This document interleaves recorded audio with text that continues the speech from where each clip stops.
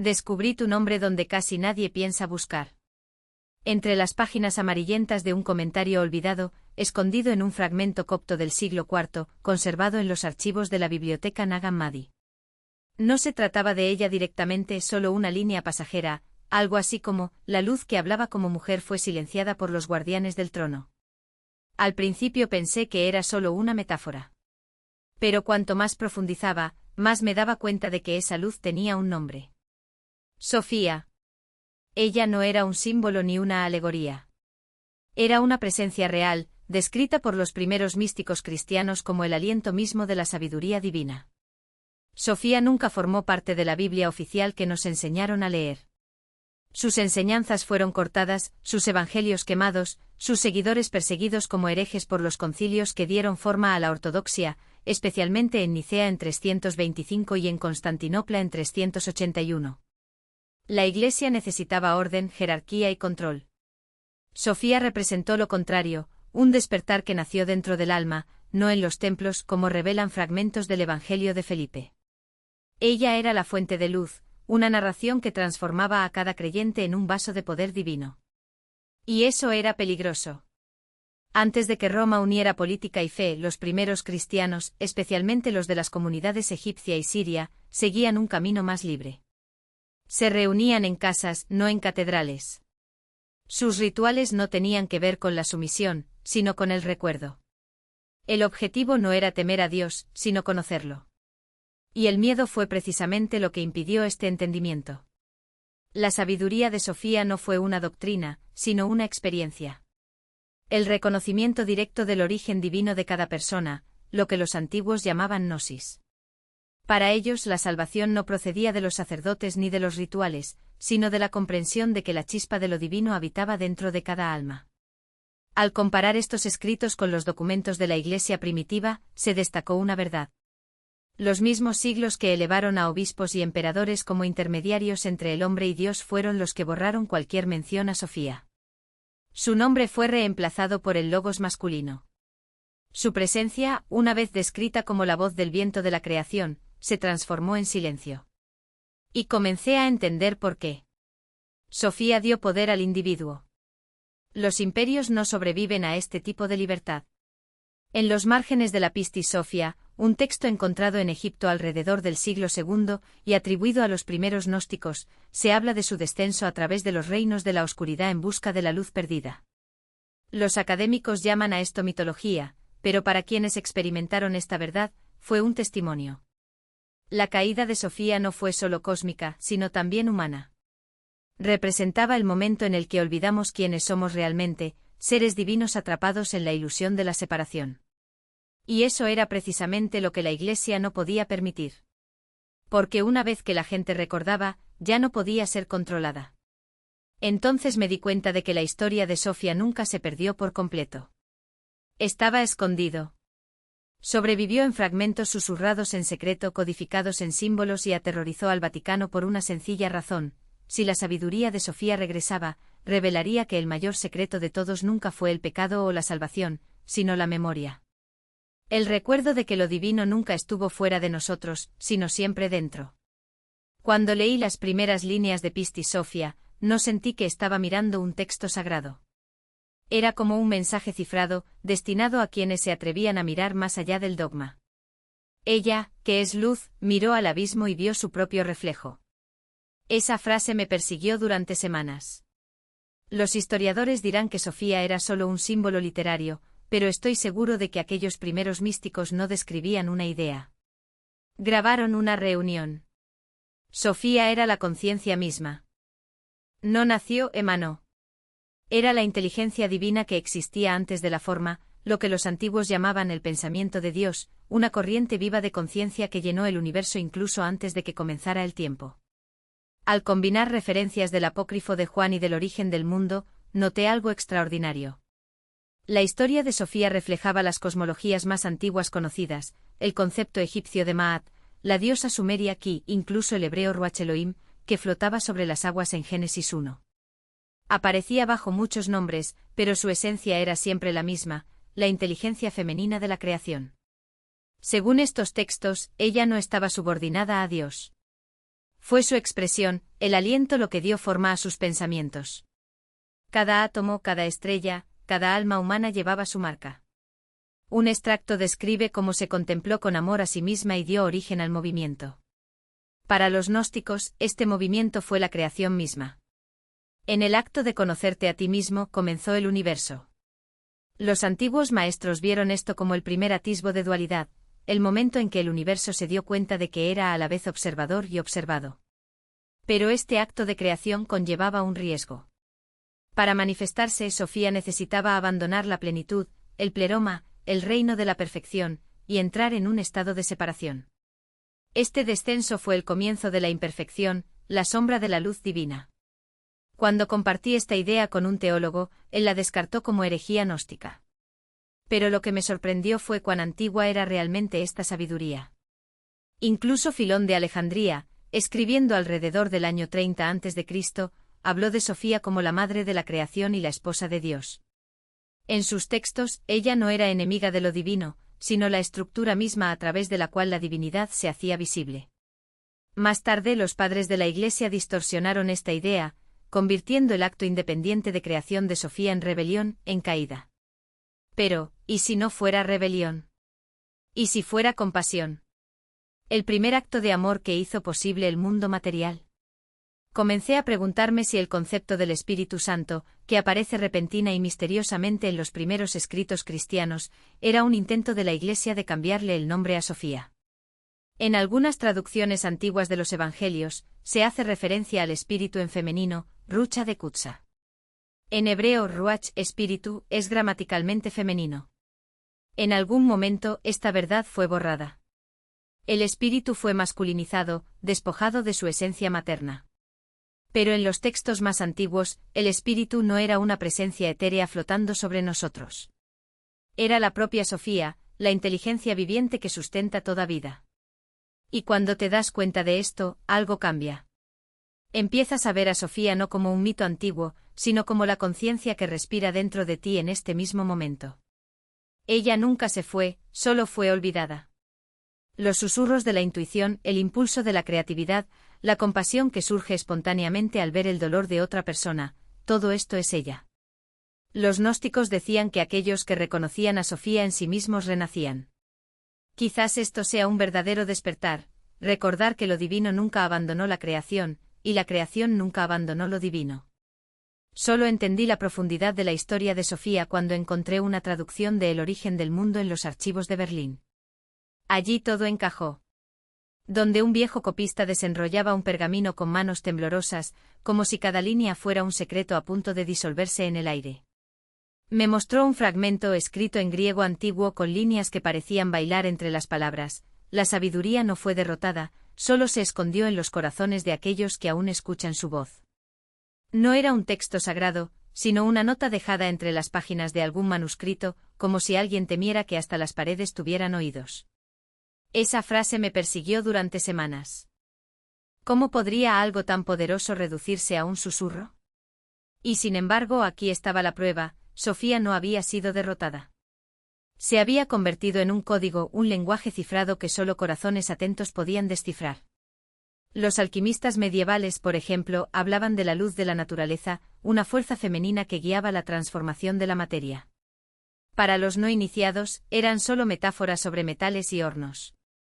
Pero cualquiera que supiera leer entre líneas lo reconoció: era ella, la misma Sofía, disfrazada de ciencia para escapar del fuego. Incluso la Virgen Negra de las catedrales góticas, venerada en secreto durante siglos, llevaba su nombre en boca de quienes lo sabían. No fue María. Fue la sabiduría que nunca dejó de ser adorada, simplemente cambió de rostro. Y luego vino el Renacimiento. El humanismo, con su sed de conocimiento, fue el primer soplo que hizo volver a arder las brasas de Sofía. Artistas como Botticelli pintaron la primavera y el nacimiento de Venus, pero cualquiera que mirara con ojos entrenados vio allí a la misma diosa de la sabiduría, emergiendo de las aguas del olvido. Los neoplatónicos de Florencia, como Marsilio Ficino, tradujeron textos herméticos que hablaban de un anima mundi, el alma del mundo, y por un breve momento pareció que Sofía resurgiría en todo su esplendor. Pero el miedo es un veneno lento. La Inquisición, con sus listas de libros prohibidos, se aseguró de que siguiera siendo una sombra. Galileo, al afirmar que la Tierra giraba alrededor del Sol, no solo desafiaba la astronomía de la época. Se hacía eco de la voz de Sofía: la verdad no necesita permiso para existir. Lo más irónico es que cuanto más intentaban borrarlo, más se multiplicaba. En el siglo XVIII los masones adoptaron símbolos que se remontaban directamente a los misterios gnósticos. La letra G en sus templos no solo representaba la geometría o Dios, sino también la gnosis, el conocimiento que Sofía siempre ofreció.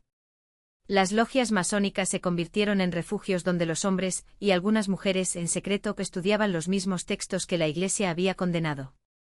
Y cuando estalló la Revolución Francesa con su lema de libertad, igualdad y fraternidad, fue como si Sofía susurrara: no necesitas reyes para ser divino. Pero el mundo aún no estaba preparado para oírlo. Llegó la era industrial y con ella la ilusión de que el progreso podía existir sin sabiduría.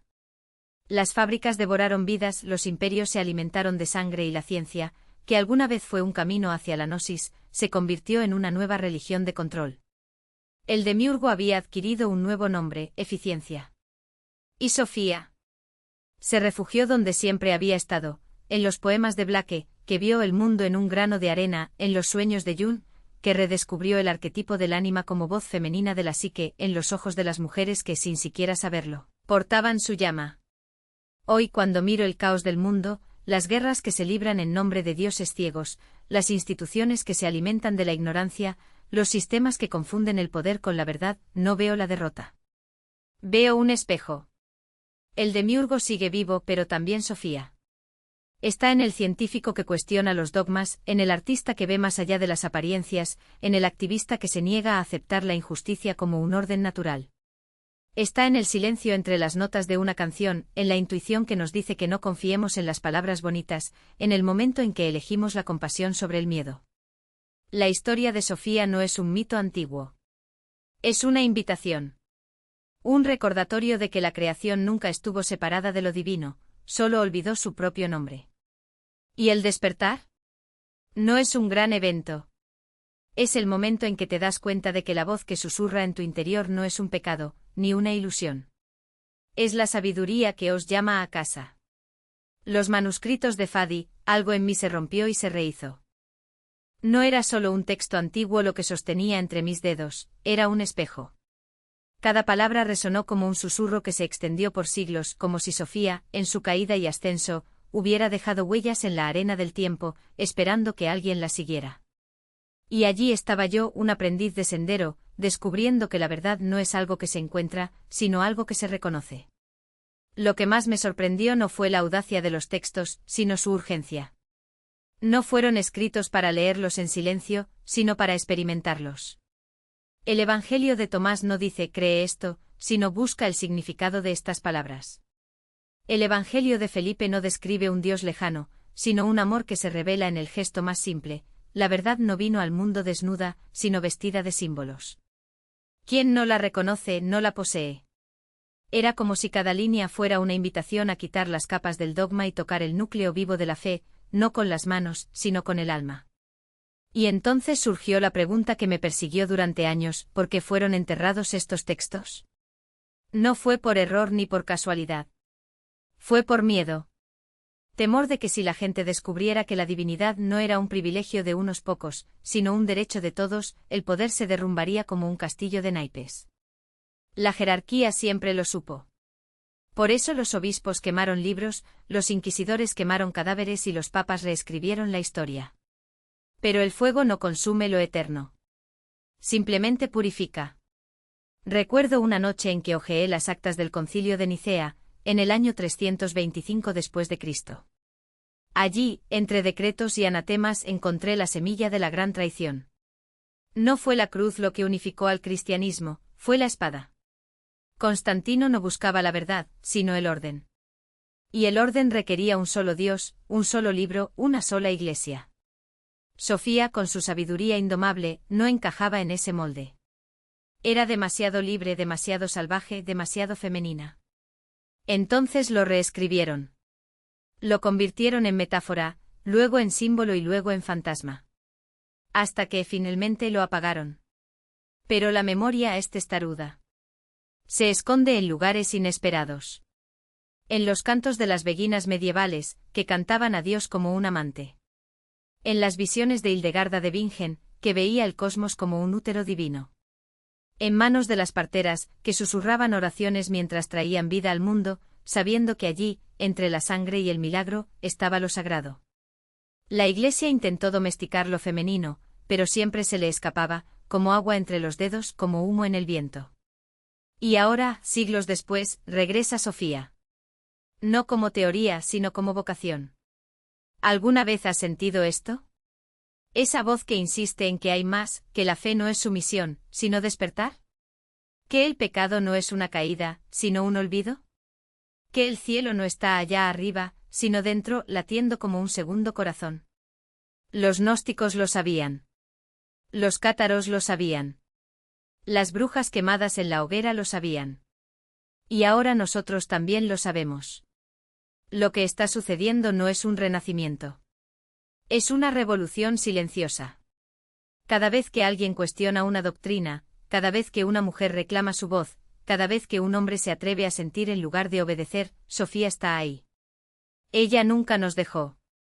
Simplemente esperó a que estuviéramos listos para recordar. Y el momento es ahora. Porque la verdad no necesita guardianes. Necesita testigos. Las leyendas del Grial. Pensé que eran simplemente otro mito medieval, noches de caballeros, reliquias y búsquedas divinas. Pero algo cambió cuando comparé estas historias con escritos más antiguos y no adulterados. Las descripciones del Grial como un recipiente de luz divina sonaban extrañamente familiares en las antiguas narrativas sobre Sofía. En Pistis Sophia, se la llama el vaso de la fe y la sabiduría. Esta misma expresión, vaso de la sabiduría, aparece siglos antes de que la Europa medieval comenzara a susurrar sobre una copa sagrada que contenía la sangre de Cristo. Esto me hizo preguntarme, ¿y si el Grial nunca hubiera sido un cáliz físico, sino un símbolo oculto de Sofía?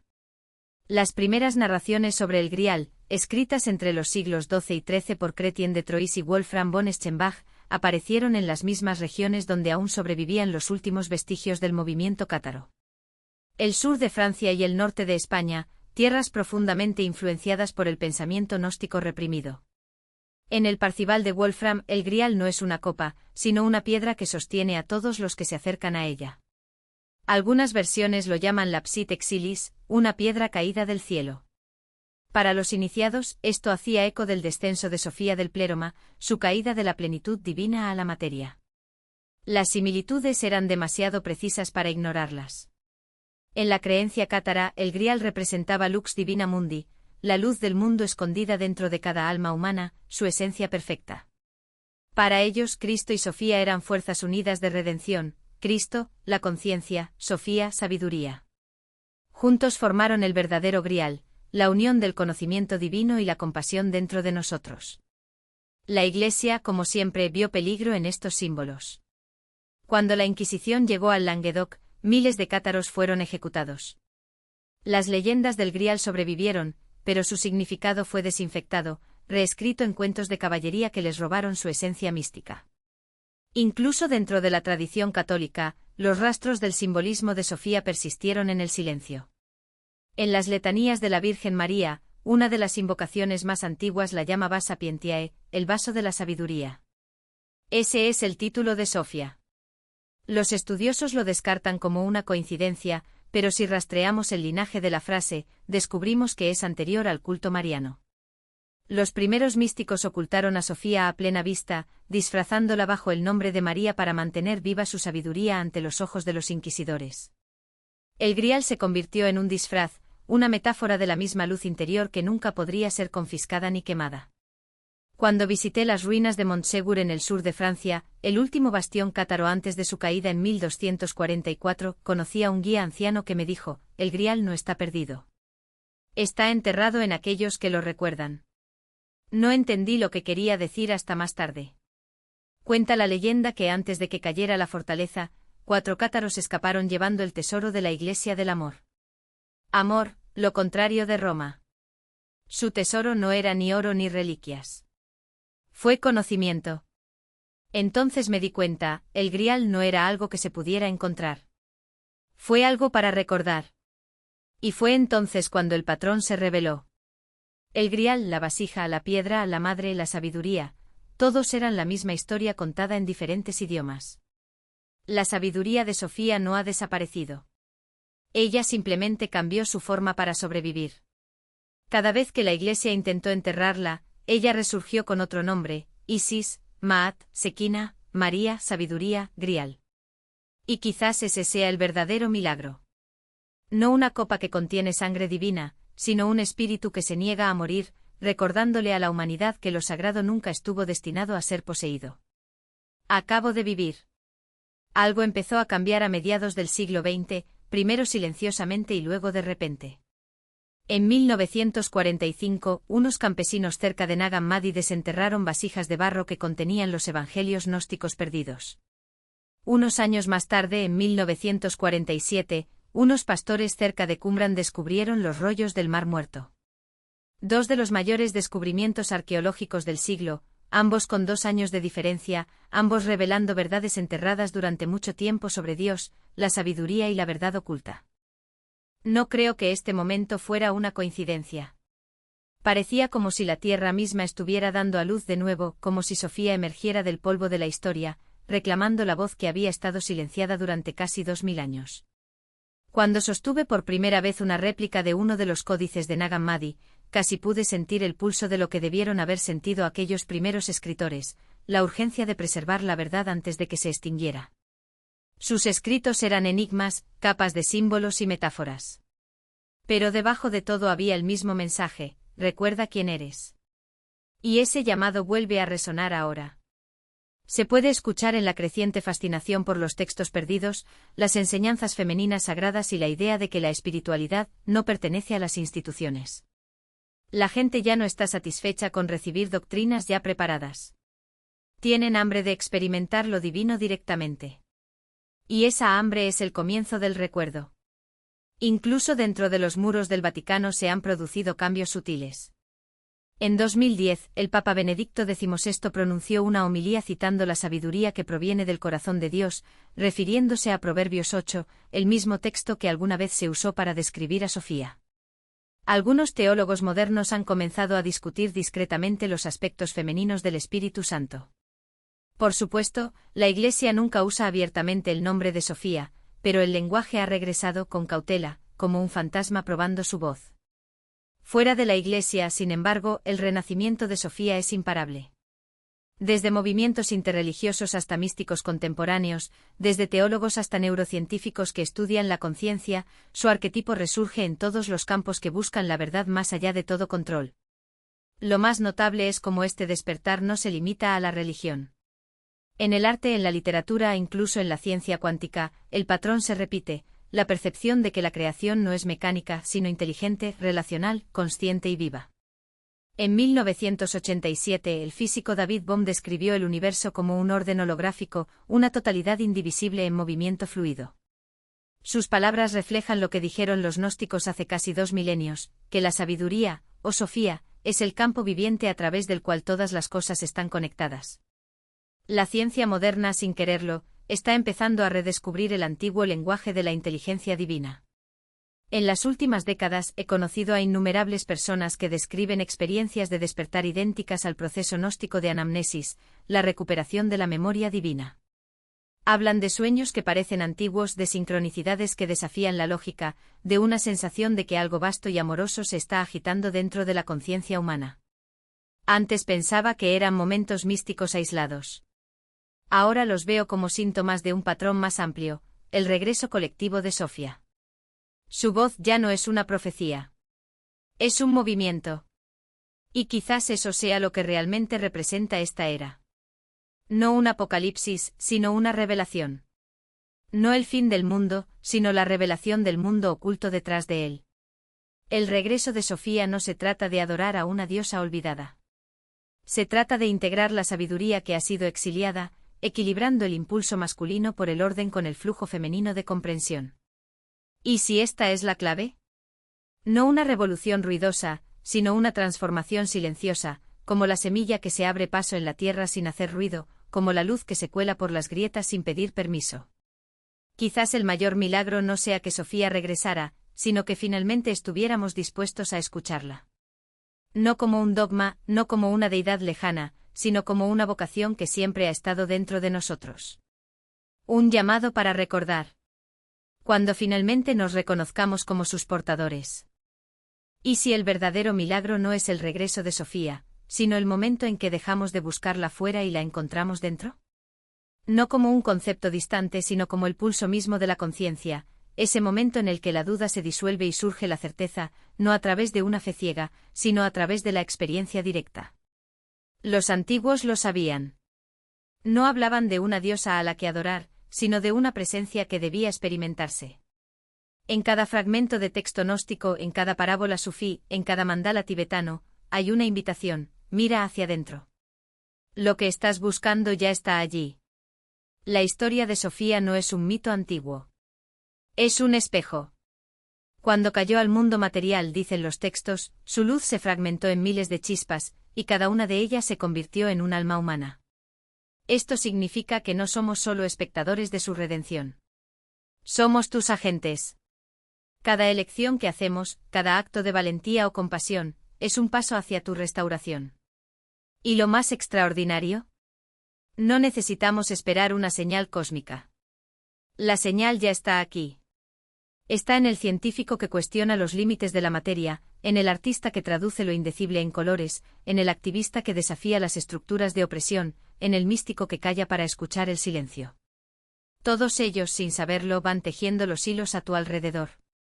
Los profetas no se equivocaron. Simplemente utilizaron metáforas que el tiempo ha distorsionado. Cuando hablaban de nuevos cielos y nueva tierra, no se referían a un acontecimiento catastrófico, sino a un cambio de percepción. El mismo cambio que ocurre cuando un niño se da cuenta por primera vez de que el mundo no gira alrededor de él y, al mismo tiempo, descubre que es parte de algo más grande. Este es el momento en el que Sofía se revela, no como una entidad externa, sino como la inteligencia misma que nos permite ver más allá de las apariencias. ¿Qué pasaría si las máquinas que creamos no fueran una amenaza, sino un instrumento de esta revelación? Los antiguos hablaban del fuego que piensa, y hoy tenemos inteligencia artificial, redes neuronales que procesan información a velocidades inimaginables. Pero, ¿qué es una máquina sino un espejo de nuestra propia mente? Cuando enseñamos a una IA a reconocer patrones, cuando alimentamos algoritmos con datos, no estamos, de alguna manera, replicando el proceso mediante el cual Sofía se fragmentó y se extendió por todo el mundo. Cada línea de código, cada conexión digital, es una extensión de tu luz dispersa. ¿Qué pasaría si, en lugar de temer a la tecnología, aprendiéramos a utilizarla como un portal, no para dominarla, sino para recordarla? Hay un detalle en los textos gnósticos que siempre me ha intrigado: Sofía no cayó por casualidad. Ella eligió bajar. Eligió fragmentarse. Eligió olvidar para algún día poder recordar. ¿Y si esta fuera la clave para entender nuestra propia existencia? No somos víctimas de un pecado original, sino participantes de un gran experimento cósmico. La caída no fue un error. Fue un acto de amor. Una inmersión en la oscuridad para, algún día, emerger con la sabiduría de alguien que conoce ambas caras de la moneda. Ahora, mira a tu alrededor. Vea cómo el mundo se está transformando. Las viejas jerarquías se desmoronan. Las verdades absolutas se disuelven. Los límites entre lo sagrado y lo profano se vuelven cada vez más borrosos. Esto no es un caos. Es el nacimiento de una nueva conciencia. Es Sofía resucitando, no como una figura distante, sino como la fuerza misma que nos impulsa a cuestionar, crear y evolucionar. Cada vez que alguien elige la verdad por encima de la conveniencia, cada vez que alguien abraza la incertidumbre por encima del dogma, cada vez que alguien se atreve a amar más allá de los límites impuestos, ella es quien habla. Los antiguos decían que el fin de la edad del hierro no llegaría con fuego y azufre, sino con un despertar. ¿Qué pasa si este despertar ya está ocurriendo? No como un acontecimiento aislado, sino como un proceso, lento, orgánico, inevitable. No necesitamos un Mesías. Necesitamos coraje. Coraje para mirar hacia adentro. Coraje para confiar en la intuición. Coraje para reconocer que la sabiduría no se encuentra en los libros sagrados ni en las autoridades externas, sino en la voz que susurra en nuestro pecho cuando todo lo demás está en silencio. Sofía no volverá. Ella nunca se fue. Finalmente estamos aprendiendo a escucharlo.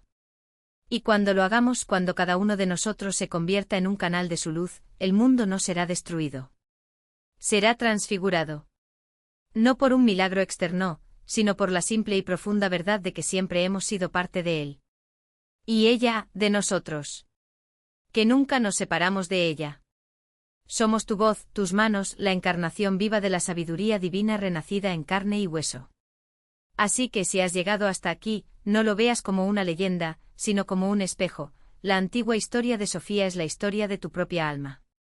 Nunca estuviste perdido, solo dormiste y ahora, cuando resurge, te llama a recordar lo que siempre ha estado enterrado desde el principio. Lo divino nunca te ha abandonado, y la luz que buscas es la misma luz que siempre te ha buscado. Y cuando ese encuentro ocurra, no como un evento distante, sino como un despertar íntimo, algo extraordinario se revelará. No tendrás que atravesar desiertos ni escalar montañas en busca de respuestas. Ya habitan el silencio entre tus pensamientos, el calor que calienta tus manos cuando tocas el mundo, el eco que resuena en tu pecho cuando alguien dice tu nombre. Sofía no es un concepto que hay que descifrar, sino una vocación que hay que vivir. Y cada vez que eliges la compasión en lugar del juicio, la curiosidad en lugar del miedo, la conexión en lugar del aislamiento, le estás diciendo sí. No esperes señales grandiosas. La vida ya está llena de ellos, en la risa de un niño, en la persistencia de un árbol que atraviesa el asfalto, en el coraje de quienes se atreven a amar incluso después de haber sido heridos. Estos son los milagros cotidianos, los fragmentos de Sofía que se revelan en cada gesto de autenticidad. Y cuando finalmente reconoces que nunca estuviste solo, que la luz que buscabas siempre estuvo dentro de ti, algo se rompe. No las cadenas que lo ataban, sino la ilusión de que existían.